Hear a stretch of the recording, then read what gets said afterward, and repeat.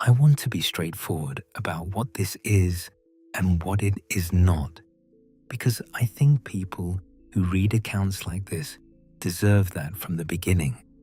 I am not going to tell you the name of the installation where I learned what I am about to tell you.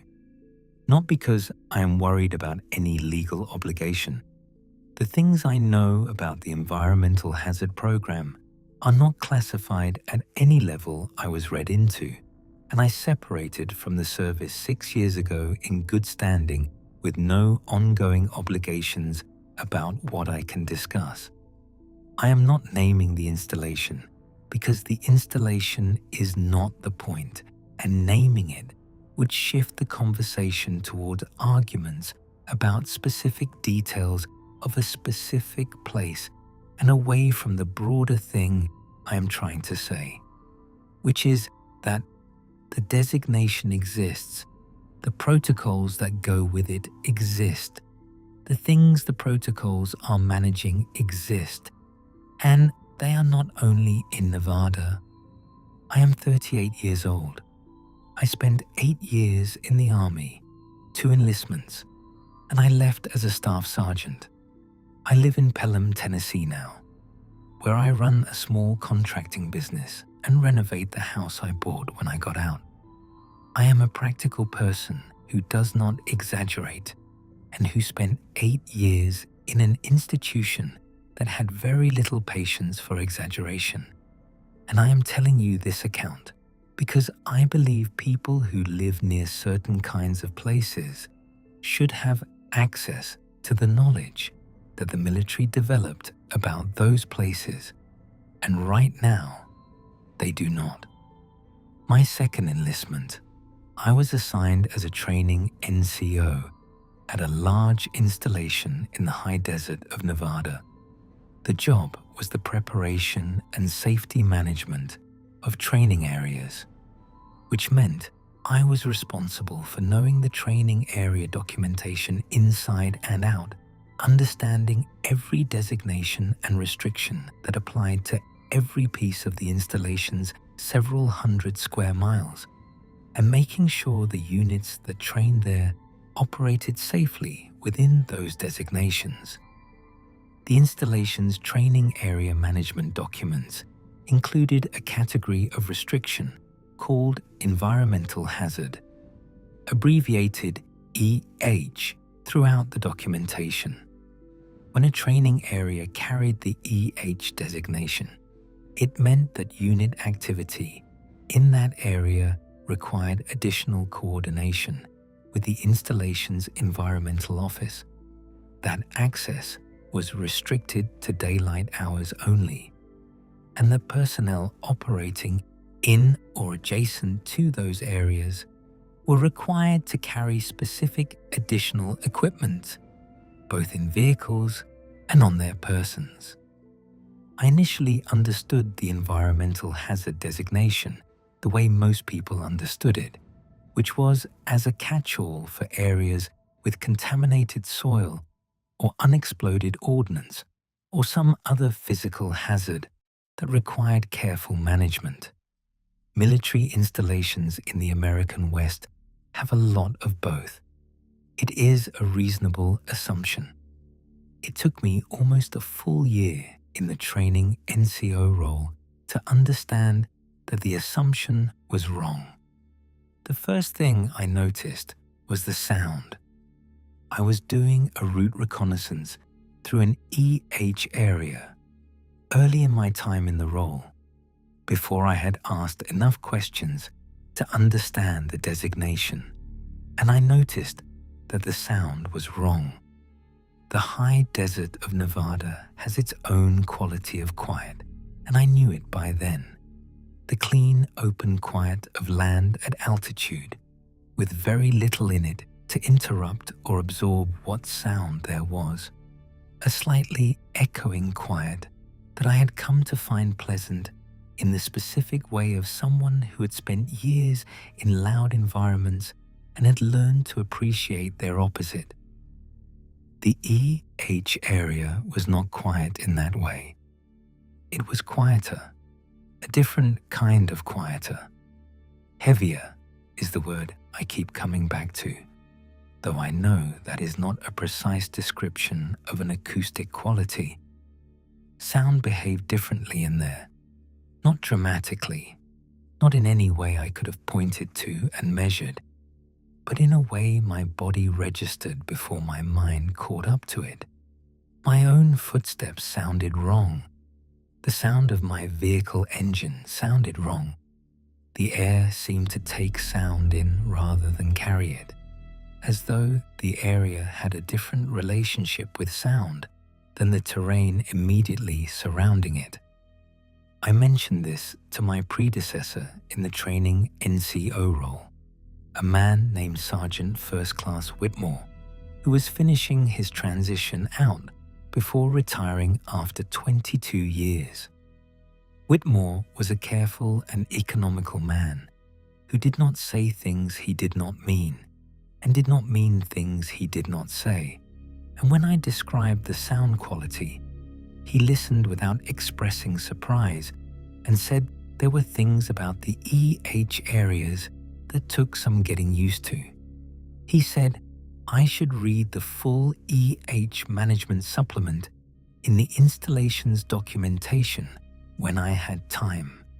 I read it that week. I read it twice. It was the first military document I had encountered in 8 years of service that I read multiple times without arriving at a clear understanding of what it was actually telling me. The supplement said, in official language, that environmental hazard designated areas contain conditions presenting elevated risk to personnel and equipment, that these conditions resulted from long-standing geological and atmospheric factors specific to the high desert environment, and that ongoing assessment was required to monitor changes in the conditions over time. It said personnel operating in EH areas should be alert to changes in local conditions, including unusual sound behavior, unexpected changes in visibility, and any phenomenon that could not be attributed to standard environmental factors, and that such observations should be reported through the installation's environmental safety channel. What the supplement did not say was what the conditions actually were. I noticed the absence immediately. Military documentation typically described the requirements around a hazard in full detail, because the full detail was what allowed people to manage the hazard correctly. The supplement described the requirements with precision and described the underlying conditions with nothing. I requested the additional documentation through my chain of command. Some of it arrived. None of what arrived told me more about the conditions than the supplement already had. What I learned about the actual conditions I learned from the people who had been working around them for longer than I had. There was a civilian contractor who worked for the installation's range management office named Gerald.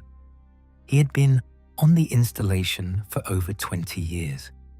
He knew the training areas and their designations better than anyone I worked with in my time there. And he had the specific quality of someone who had been in proximity to something unusual for long enough that the unusual had become simply one more feature of the professional landscape, neither dramatized nor dismissed, just known. About 8 months into the role, after the official channels had given me everything they were going to give me, I asked Gerald directly what was in the EH areas. He said the EH areas had things in them. He said it the way you say something you have been saying in some form for 20 years and have long since stopped trying to say more precisely, because precision required a vocabulary that did not exist. He said they were not geological hazards and not contamination and not unexploded ordnance. He said they were things that had been in those particular areas of the high desert for as long as the installation had existed, and presumably for considerably longer, and that the installation's approach to their presence had been to manage the human activity around them rather than attempting to address the things themselves.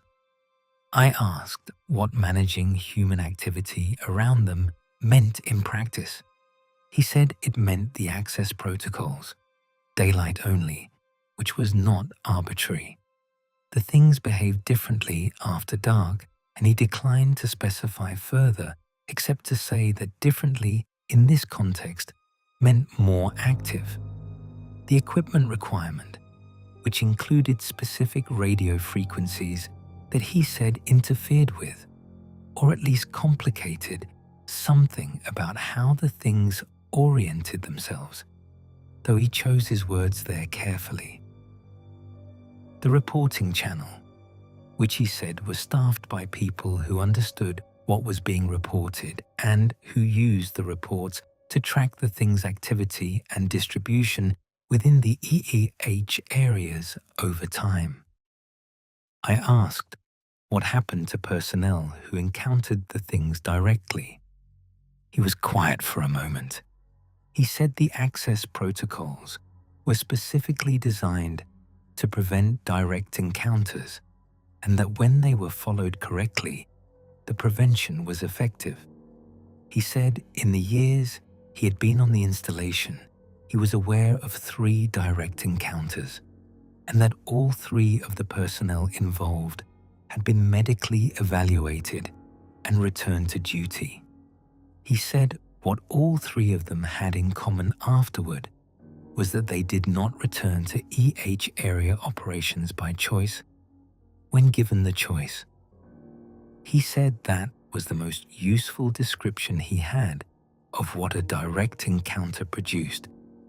He stopped talking about it there, and I did not push, because Whitmore had taught me that with certain things Gerald would tell you exactly what you needed to know and would stop at the place where more information would cost you something, and that the stopping place was itself information. I want to tell you about the indirect encounter because I think it is more useful than a direct encounter account would be, and because I believe the indirect encounter account is actually what the protocols look like when they work under pressure. In my second year in the training NCO role, a live fire unit had a vehicle breakdown late in an afternoon exercise. 2 soldiers waited with the disabled vehicle while the rest of the unit completed their movement.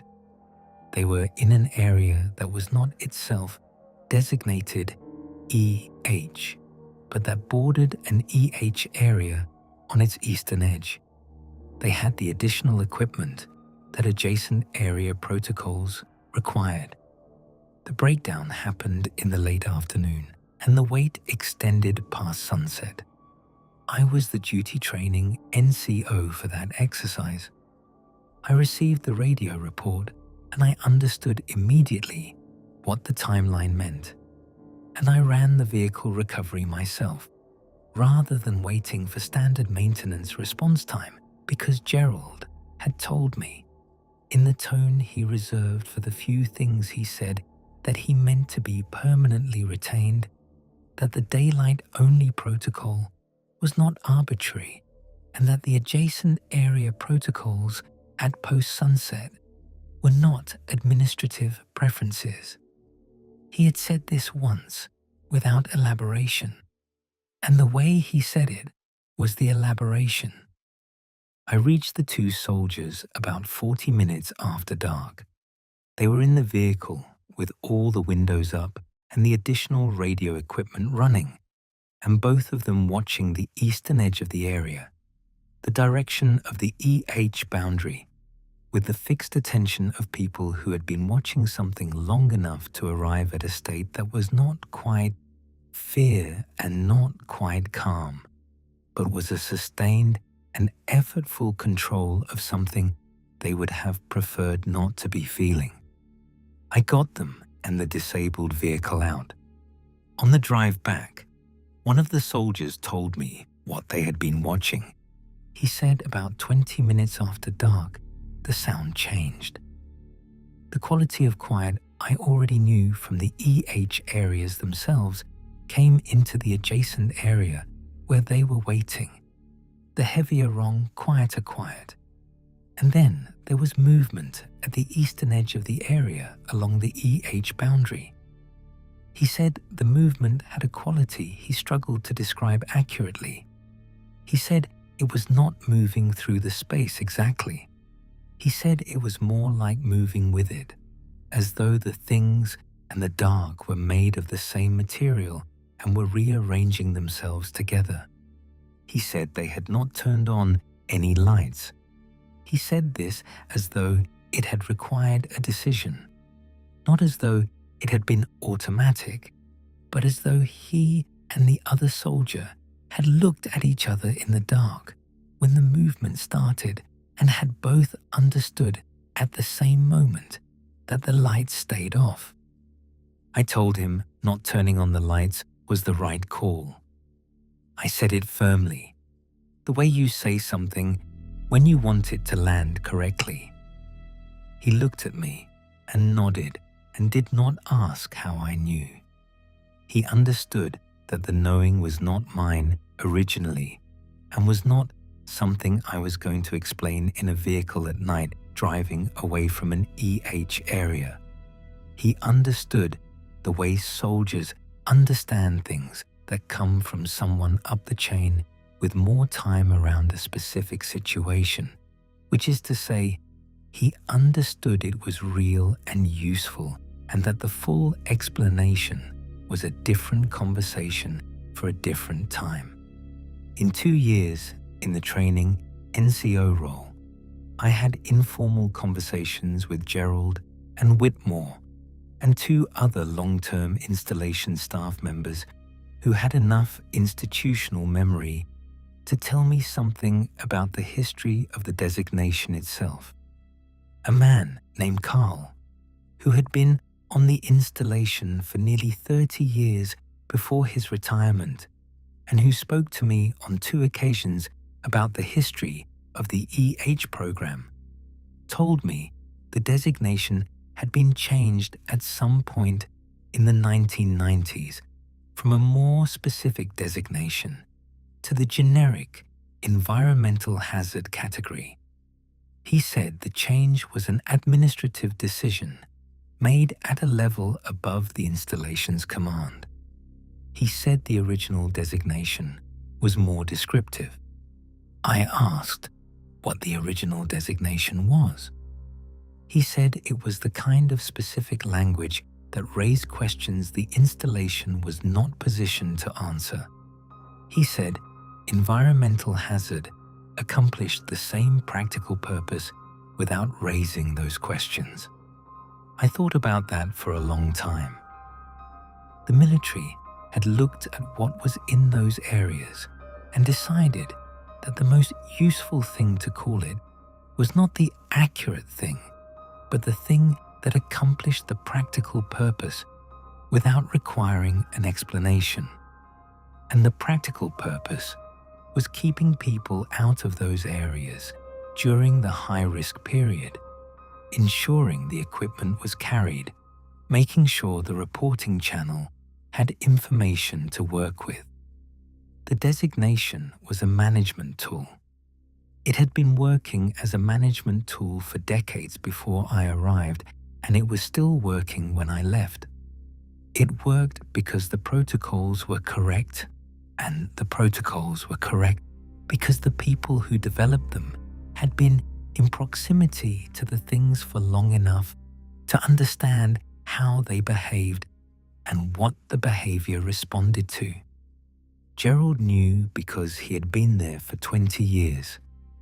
Carl knew because he had been there for 30. Whitmore knew because he had been there for 4. And before that, he had served at another installation in the Southwest Desert. And he told me once that the designation appeared in that installation's documentation too. Same designation, same protocols, different terrain, different state, same management approach. I did not ask Whitmore why the same protocols applied in two different places to the same designation. I had learned by that point to let the information come in the order it came and not push for the connective tissue before I had enough pieces for the connection to make sense on its own. I separated from the service 6 years ago, and I have been living in Pelham ever since. I work with my hands, and I know my neighbors, and I have a life that is recognizable as a life, which is what I wanted when I got out and what I have. I have thought about the EEH areas and the things in them throughout those 6 years, not with the obsessive quality that some experiences from service carry, more with the persistent low-level quality of something that rearranged your understanding of how the world worked and that you have not found a way to fully integrate into ordinary daily life that keeps asking to be thought about because you have not finished thinking about it. What I think about most is not the sound quality in the EH areas or the circuit around Carla in the forest or the movement the two soldiers watched from the vehicle or any of the other specific things that gave the designation its shape in my understanding. What I think about most is the civilian population. The military had a designation, access protocols, equipment requirements, a reporting channel, institutional memory carried by people like Gerald and Carl, who had been near the things long enough to know the difference between normal variation and something requiring additional management. The military had a system, and the system worked. The civilian population has none of this. I do not believe the high desert of Nevada is the only place these things exist. I cannot prove this. I have no documentation, and I am not making a claim I can support with evidence.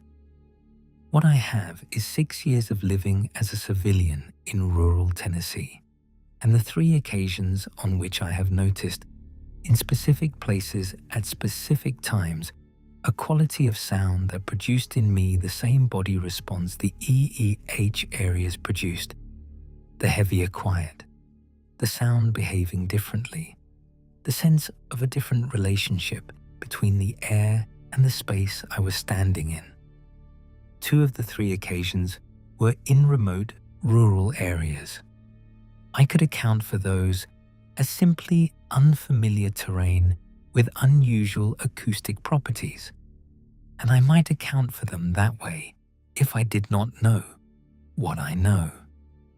The 3rd occasion was in a drainage that runs behind a residential street in Pelham, less than a mile from the center of town.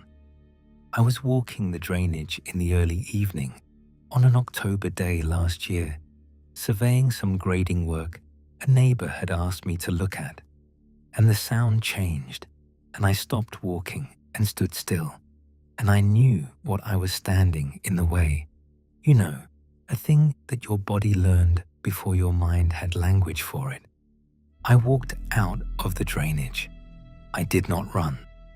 I walked out at a normal pace in the direction I had come from, and I did not turn on my phone flashlight, even though the light was going and the footing was uneven, because the light protocol was one of the first things I internalized in the EH area work, and it is the one I trust most completely. I have not gone back to that drainage after dark. I have not gone back in daylight without the specific attentiveness that the EH area work required, the awareness of the risk period, the awareness of the equipment I do not have, the the specific radio frequencies that Gerald said complicated how the things oriented, and that I have no access to as a civilian contractor in Middle Tennessee. The awareness that not seeking a direct encounter is the most important rule, and is the most important rule for reasons that Carl and Gerald and Whitmore all communicated in the consistent and indirect way of people who had decided that passing on the essential knowledge without the full explanation was better than not passing it on at all. I have talked with 2 other veterans I know personally who served at installations with EH designations in their training area documentation. Both of them knew exactly what I was talking about when I described the sound quality and the access protocols and the equipment requirements. One served at an installation in the Pacific Northwest, one in the Southwest Desert. Different installations, same designation, same protocols, same quality of institutional knowledge, carried by the long-term civilian staff who had the most direct, ongoing relationship with the management of the EH areas. I have also spoken with a retired Army environmental officer named Walt, who staffed the kind of reporting channel I knew from Nevada. Walt confirmed, in the careful language of someone who had made decisions about what he was and was not going to say, that the EH designation was applied at multiple installations across multiple states, and that the management approach was consistent because the things being managed were consistent in their behavior across the different locations where the designation had been applied. He used the word consistent deliberately.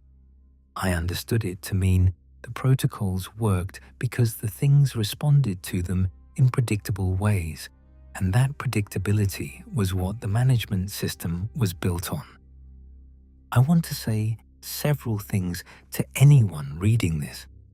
If you served at a military installation and worked in or around EH designated areas, and if what I have described matches your experience of those areas, the protocols you were given were correct. They were correct when you were given them, and they remain correct. The daylight restriction is not arbitrary, and the equipment matters, and not seeking direct encounters is the most important instruction. These things were worked out through experience, with the things over a long period of time, and the working out cost something, and the result should be respected. If you have not served, but you have noticed, in a place where you live or spend time, a quality of quiet that is wrong in the specific way I have described, the heavier quiet, the sound behaving as though the air has a different relationship with it than the surrounding environment has, I want you to know that the military has a management approach for this, and the management approach works, and the most important elements of it are these. Stay out of those areas after dark. This is the most consistent protocol across every context I know about, and the consistency means something. Do not turn on a light if something moves. I know the impulse. I know how strong it is. Do not do it. Do not seek a direct encounter. This is not cowardice, and it is not ignorance. It is the protocol, and the protocol works because the things respond to it. The last piece of advice is the hardest one for civilians, and I want to be honest about why. The military's system worked because there were people in it who understood what was being reported when someone reported something unusual in an EH area. Gerald understood. Carl understood. Walt understood. The reporting channel were staffed by people who had the framework. If you notice something and you want to report it, the question is, who in your life has the framework to understand what you are reporting? I know that for most civilians, the answer right now is very few people and often no one. I am trying to be one of those people. This account is part of that effort. There are veterans of EH area management programs in communities across the country, and we carry the institutional knowledge that the military developed and that did not get transferred to civilian infrastructure when we separated from the service. Some of us are aware that the knowledge applies outside the specific installation context where we learned it. Some of us are paying attention to the places where we live the way the EH program taught us to pay attention to designated areas. I am paying attention to the drainage behind the residential street in Pelham. I do not know if what I noticed there is the same category of thing as what I managed in Nevada. I do not have the equipment to determine that, and I do not have Gerald to ask. I have my body's response to the sound quality, and I have 18 months of paying attention to how the drainage behaves in different conditions. And what I know is that the response was real, and the drainage is a place I treat with the protocols. The things in the EEH areas have been in those areas for a long time. They were in the high desert before the military arrived and built fences around them and gave them a designation. The military found them and studied their behavior well enough to build something that worked. And what worked was keeping the human activity around them managed in specific and consistent ways. That management approach does not exist for the places outside the fences. Those places are where most people live. I think about that more than I think about most things these days. I am a practical person who spent 8 years in an institution that had no patience for dramatics. And I am telling you that the drainage near the center of a small town in Middle Tennessee has a quality to it that I learned to recognize in a managed and designated area of a military installation in Nevada. And I do not know what to do with that except tell people who might need to know. So I am telling you, stay out after dark. Do not turn on a light. Do not go looking for it. If you already know what I am talking about because you know the sound I am describing, from whatever context you know it, then you already understand why these 3 things matter, and you do not need me to explain further. If you do not know the sound yet, I hope you do not encounter it. If you do encounter it, now you know the protocols. They were worked out at significant cost by people who spent a long time in proximity to the things. Trust them.